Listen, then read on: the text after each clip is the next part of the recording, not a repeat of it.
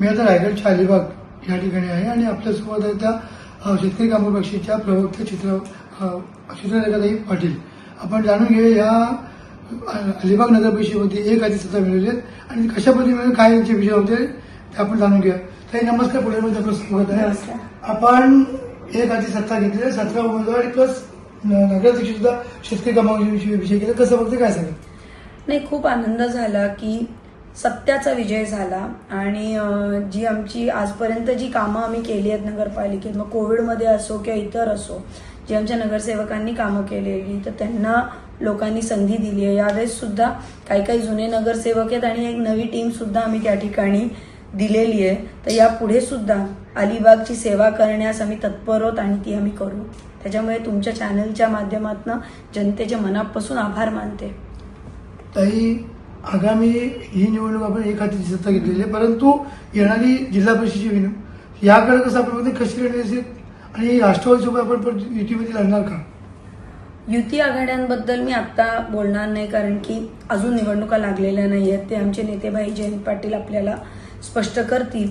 पण आज तळागाळात काम करणारा कोणता पक्ष आहे किंवा क्रेडिबल म्हणतात ना ज्याला इंग्लिशमध्ये, तो कोणता पक्ष आहे? तो शेका पक्ष आहे. म्हणजे आम्ही कधी पार्टी न बदलणारे नेते आहेत किंवा ग्रासरूटला जाऊन काम करणारे. तुम्ही आम्हाला पाहिलं तर आम्ही जनतेचे विषय जास्तीत जास्त हाताळतो. तर अशा वेळी जिल्हा परिषदेवर शेका पक्षाचे जास्तीत जास्त मेंबर असणं हे काळाची गरज आहे. हे रायगडमध्येच नाही तर पूर्ण महाराष्ट्रात. आणि आम्ही पूर्ण ताकद लावणार ही निवडणूक जिंकण्यासाठी. आम्ही प्रयत्न निश्चित करणार. पण ते करत असताना हे जे घाणेरडे आणि चुकीचे फॅक्टर्स आहेत निवडणुकीतले, जसं पैसा, खोटं बोलणं, वाटेल ते करणं एक निवडणूक जिंकायला, ते सगळं आम्ही करणार नाही.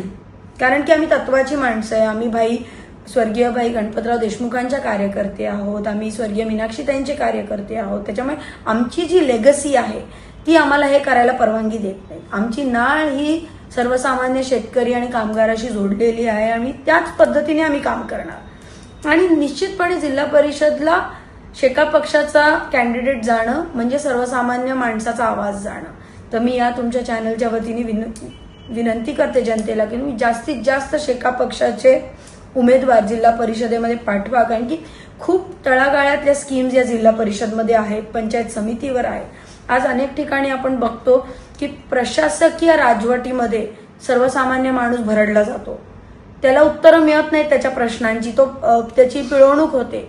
अशा वेळी जेव्हा शेका पक्षासारखा एखादा पक्ष ठामपणे स्थानिक स्वराज्य संस्थांमध्ये असतो तेव्हा खऱ्या अर्थाने सोशल जस्टिस म्हणजे न्याय त्या माणसाला मिळतो.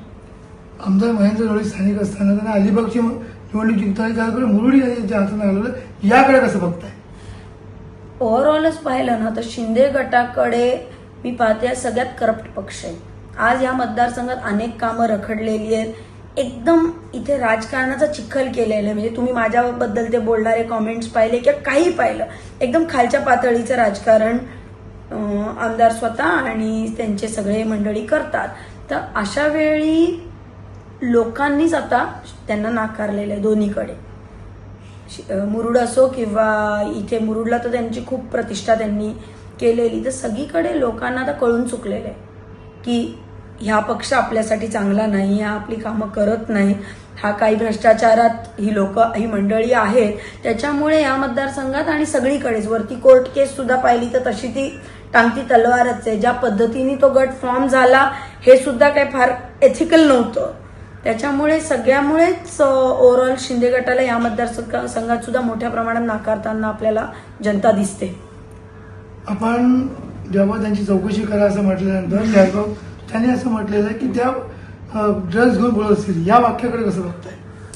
मग मी त्यांच्याकडनं हीच अपेक्षा करते. कारण की पातळी सोडून बोलणं हे त्यांच्यासाठी काही नवं नाही आहे. म्हणजे आमचे नेते खरं ज्यांनी त्यांना राजकारणात आणलं, भाई जयंत पाटील यांची एक सिनियर नेता आहे. म्हणजे सर्व पक्षीय ज्यांना रिस्पेक्ट करतात अशा नेत्यांची सीट पडल्यावर हा माणूस चिखलात तळतो.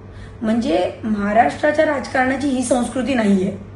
म्हणजे पूर्वी मला भाई सांगायचे की अंतुले साहेब आणि भाऊ प्रभाकर पाटील हे तेव्हा त्या काळी विरोधक होते, पण तरी निवडणूक संपल्यावर अंतुले साहेब आमच्याकडे चहा प्यायला यायचे. तर ही संस्कृती शाहू फुले आंबेडकर, सावित्रीबाई फुले ज्यांचं नाव घेऊन आपण राजकारण करतो, समाजकारण करतो, ही आपल्या महाराष्ट्राची नाही आहे. त्याच्यामुळे मी काय त्यांच्या शब्दांना महत्त्व देत नाही.